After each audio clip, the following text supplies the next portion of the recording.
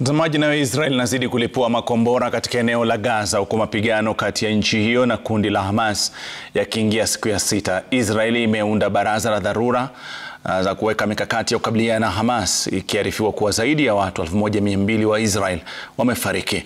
Maelfu ya watu wametoroka kwao kufuatia mapigano hayo, huku janga la kibinadamu likishuhudiwa. Majeshi ya ardhini ambayo yamepata nguvu mpya kutoka kwa maafisa 300,000 wa akiba yanapania kuanza mashambulizi Gaza. Hamas wanaarifiwa kuwateka nyara watu 150 wa mataifa mbalimbali.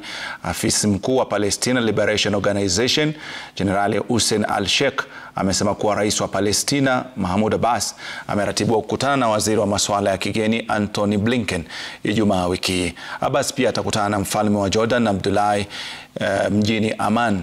Rais Abbas ni rais wa Palestina eneo la West Bank baada ya kupoteza udhibiti wa Gaza kwa Hamas mwaka wa 2007.